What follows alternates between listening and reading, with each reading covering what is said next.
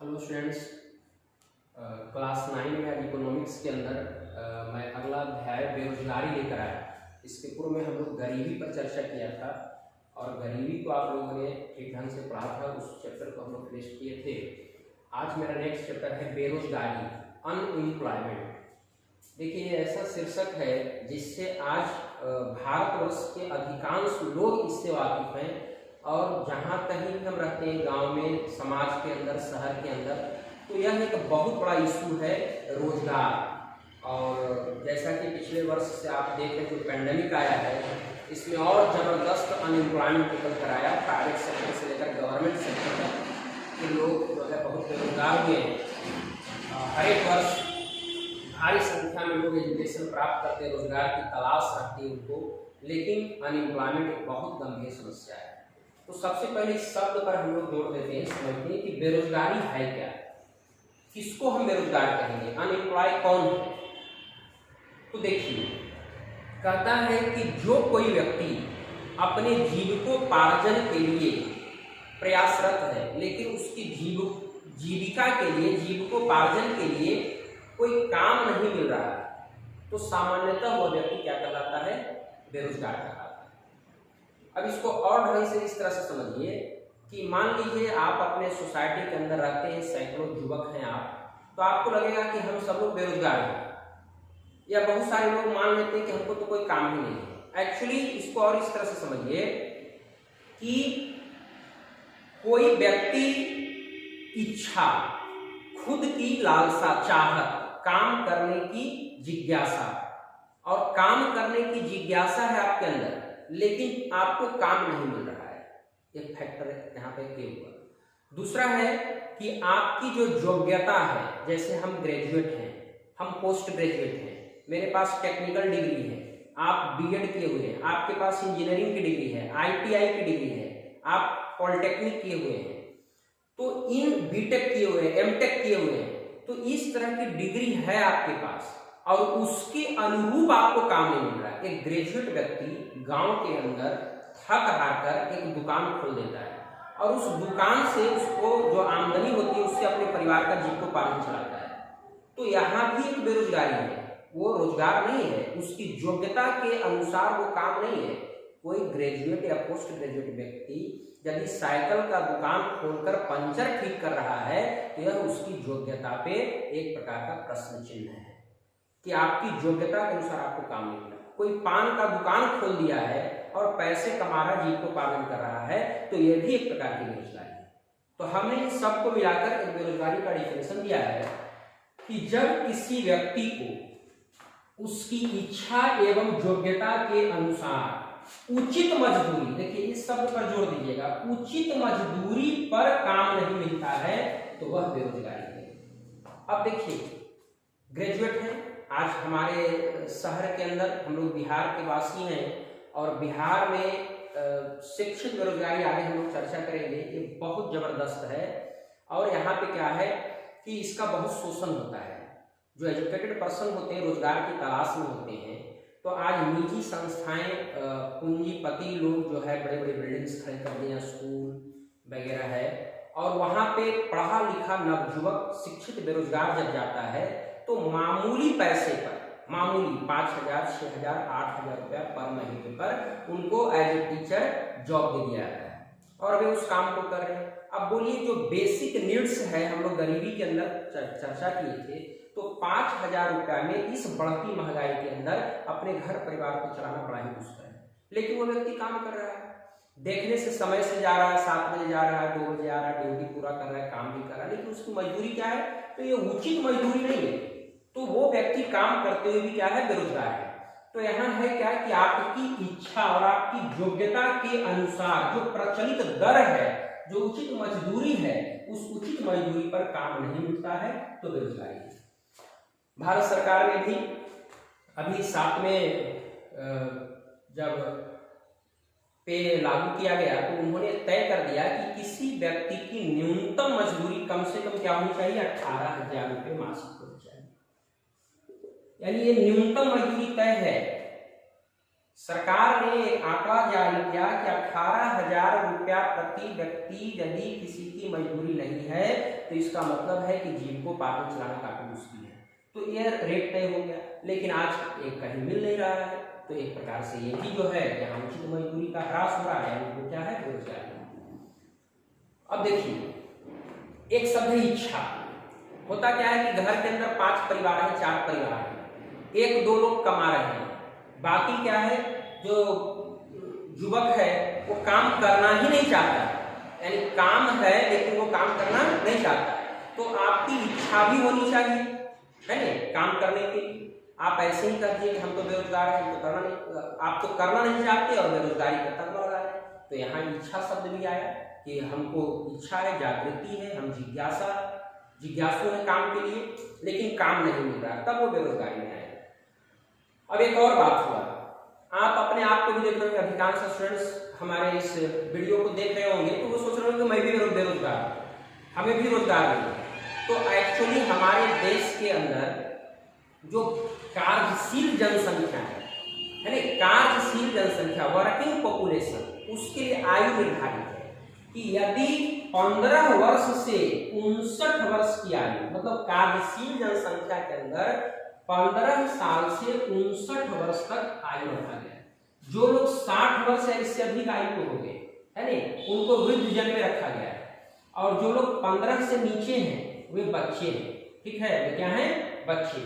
तो बच्चे और बूढ़े ये दोनों कार्यशील जनसंख्या का अंग नहीं होते, इनसे हम काम का एक्सेप्टेशन नहीं कर सकते। घर के अंदर यदि बुजुर्ग हैं 60 वर्ष अधिक आयु के, तो उनको बेरोजगार की श्रेणी में रखा जा सकता, वे कार्यशील जनसंख्या का अंग नहीं है ना। और जो बच्चे हैं 15 वर्ष के नीचे, वे भी कार्यशील जनसंख्या के अंग नहीं है, उनसे भी हम उनको बेरोजगार के अंदर नहीं रखेंगे। लेकिन इससे इस आयु के बीच के जो लोग हैं और बैठे हैं, बेकार पड़े हैं, तो वे बेरोजगार हैं, ठीक है। तो भारत में जो बेरोजगारी के प्रकार है उसको 2 स्तर पर बांटा गया, क्योंकि हमारा जो देश है इसका इसी तरह से डिस्ट्रीब्यूशंस है। हम लोग अपने देश की बात करते हैं, एक तरफ हम हिंदुस्तान की बात करते हैं, दूसरी तरफ हम इंडिया की बात करते हैं। हिंदुस्तान वो है जो गाँव में जहाँ अधिकांश आबादी निवास करती है, जो कृषि से जुड़े लोग हैं, जो पशुपालन से जुड़े लोग हैं, जो आज भी जहाँ भारत बसता है वो गांव कहलाता है। लेकिन जो शहरीकरण हुआ, जहाँ शहर और नगर बने, नगर बसे, जहाँ पे आधुनिकता आई, वो आज इंडिया है ना। तो इस तरह से वो शहर का पार्ट बन गया, लेकिन अभी भी भारत का अधिकांश हिस्सा ग्रामीण परिवेश से जुड़ा है। तो भारत में जो बेरोजगारी के प्रकार है उसको भी इसी स्तर पर उसका विभाजन किया गया है।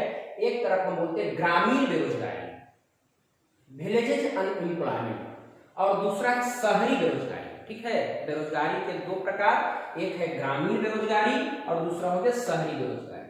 अब देखिए स्वाभाविक सी बात है कि ग्रामीण बेरोजगारी क्या है, तो गांव स्तर पर जो रोजगार की कमी है, उसकी इच्छा, उसकी योग्यता के अनुसार जो ग्राम स्तर पर रोजगार नहीं मिल रहा है वो ग्रामीण बेरोजगारी कहलाई, और जो शहर स्तर पर जो रोजगार के अवसर उपलब्ध नहीं है उसको हम शहरी बेरोजगारी कहते हैं। अब ग्रामीण बेरोजगारी को भी 2 वर्गों में बांटा गया। एक को कहते हैं मौसमी बेरोजगारी, सीजनल अनएम्प्लॉयमेंट, समझिएगा इसको बंधु, मौसमी बेरोजगारी। आपको पता है कि गांव के अंदर जो हमारी कृषि होती है, यह हमारी कृषि किन चीजों पर आश्रित है, तो मौसम पे आश्रित है ना। हमारे यहाँ रबी की फसलें होती है, हमारे यहाँ खरीफ की फसल होती है। मुख्य रूप से 2 फसलें हैं, तो खरीफ की फसल वर्षा ऋतु की प्रतीक्षा करती है और रबी की फसल शरद ऋतु की प्रतीक्षा करती है। तो इन ऋतु के बाद कुछ समय ऐसा आता है जब गांव में कृषि कार्य ठप पड़ जाता है, कृषि कार्य बंद हो जाता है। तो ऐसे समय जो गांव के अधिकांश लोग होते हैं वे बेरोजगार हो जाते हैं, है ना। वे कुछ नहीं करते हैं, वे लोग सिर्फ घर में बैठते हैं और फिर से प्रतीक्षा करते हैं, इंतजार करते हैं कि जब ऋतु आएंगे, जब मौसम आएगा तो हमारा कृषि कार्य क्या होगा, संपन्न होगा। तो ऐसी बेरोजगारी को मौसमी बेरोजगारी कहते हैं कि मौसम के अकॉर्डिंग वो अनएम्प्लॉय हो गए, अभी कृषि कार्य बंद है, ठप है, तो अभी उनके पास कोई काम नहीं है, ठीक है। तो ये हो गया मौसमी बेरोजगारी। एक दूसरी बेरोजगारी है अदृश्य, अनविजुअल अनएम्प्लॉयमेंट, अदृश्य बेरोजगारी, ऐसी बेरोजगारी जो दिखता ही नहीं है लेकिन बेरोजगारी है। फॉर एग्जाम्पल मान लीजिए मेरे को 4 बीघा जमीन है और इस जमीन को हमारे दादाजी जोत कोड़ रहे थे, उपजा रहे थे, ठीक है, पैदा उतना ही हो रहा था, घर गृहस्थी चल रहा था। हमारे पिताजी मैच्योर हो गए तो वे भी उसी कृषि कार्य में लग गए। अब वे और दादाजी दोनों मिल को जा रहे हैं, पैदावार में तो वृद्धि हुआ नहीं, लेकिन दोनों कह रहे हैं, उनसे पूछे बोलेगा खेत पर से आए, उनसे पूछे बोलेंगे खेती करते हैं। अब मैं हो गया नीचे, मैं भी उसी काम में लग गया, ठीक है।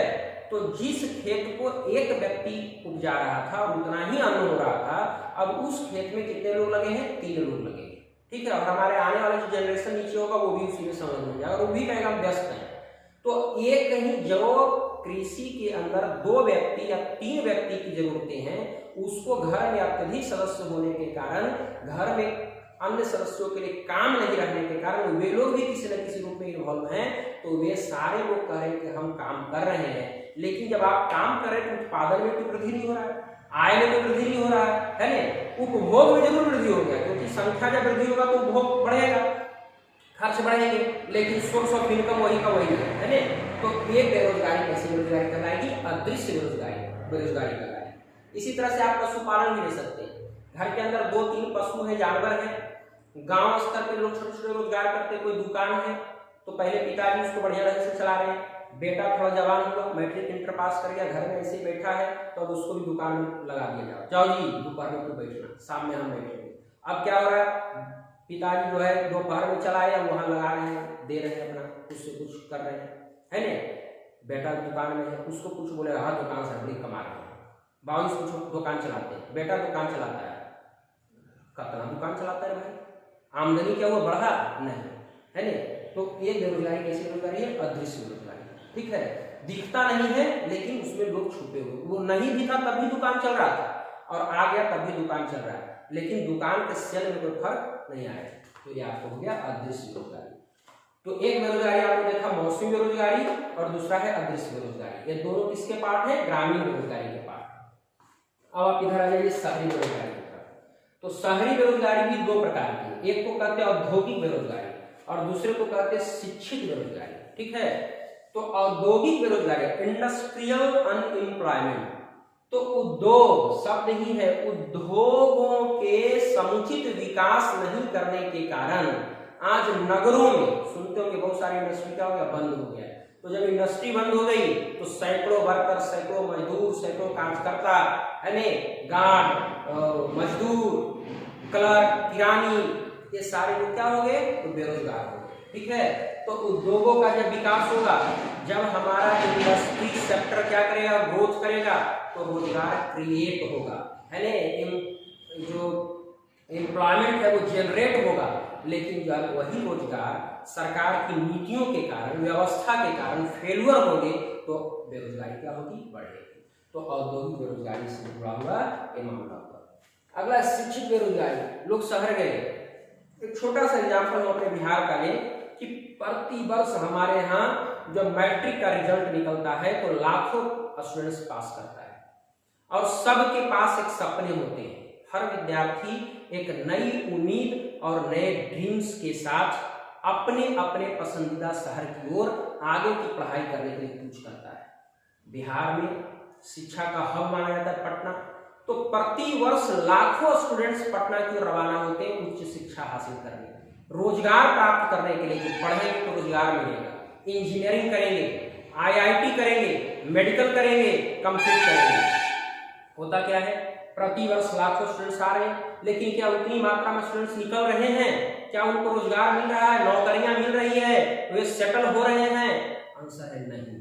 फलस्वरूप क्या हो रहा है? वहां का आबादी, पॉपुलेशन दिन प्रतिदिन बढ़ता जा रहा है, एकदम घनी आबादी हो रही है और उनके जो व्यय थे, जो खर्च थे, तो स्वाभाविक सी बात है, इकोनॉमिक्स का रूल है, higher the demand higher the price, lower the demand lower the price. Students ज्यादा आएंगे, रूम की आवश्यकता पड़ेगी, वहां पे जो जरूरत की चीजें उसकी आवश्यकता पड़ेगी, रूम रेंट बढ़ेगा, सब्जियों के दाम में वृद्धि, फल के दाम में वृद्धि, ट्यूशन सेंटर के जो फी है उसमें वृद्धि, क्योंकि स्टूडेंट्स तो प्रति वर्ष आ रहे हैं लाखों की संख्या में और निकल रहे हैं, जिसके कारण वहां भीड़ बढ़ रही है। तो जो पढ़े लिखे युवा हैं और उनको उनके योग्यता के अनुसार, पूर्व में ही हमने बोला कि योग्यता के अनुसार रोजगार नहीं मिल रहा है तो वे कुछ न कुछ उपाय करने का प्रयास करते हैं, है न।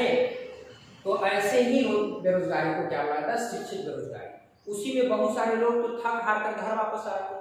कुछ लोग सोचते हैं अब कैसे घर जाएं, किस उम्मीद से जाएं, क्योंकि हमारे माता पिता मिडिल क्लास फैमिली के परिवार ने बहुत इन्वेस्ट किया उस पर, तो कोई वहां अपने अनुकूल नहीं, लेकिन कोई छोटा सा रोजगार कर लिया, है न, कुछ उपार्जन करने का साधन ढूंढ लिया, तो ये सारी चीजें आएगी इसके अंतर्गत, शिक्षित बेरोजगारी के अंतर्गत।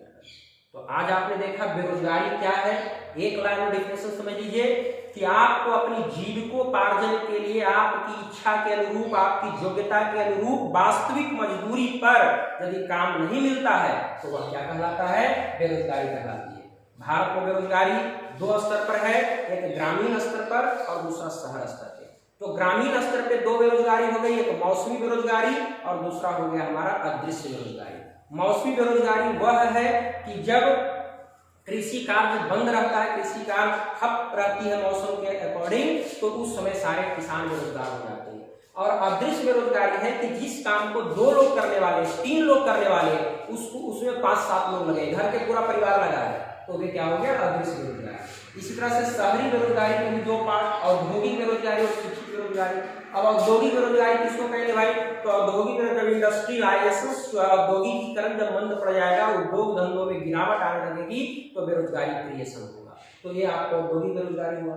शिक्षित बेरोजगारी आप समझ ही गए कि शिक्षा के अकॉर्डिंग, अपनी योग्यता के अकॉर्डिंग आपको काम नहीं मिल रहा है। शहर के अंदर ये ज्यादा देखने को मिलते हैं, क्योंकि शहर के अंदर लोग रोजगार की तलाश में जाते हैं, वहीं पे लोग ज्ञान हासिल करते हैं, उच्च ज्ञान, लेकिन उसको रोजगार नहीं मिलता, तो शिक्षित बेरोजगारी कहलाते हैं। क्लियर है।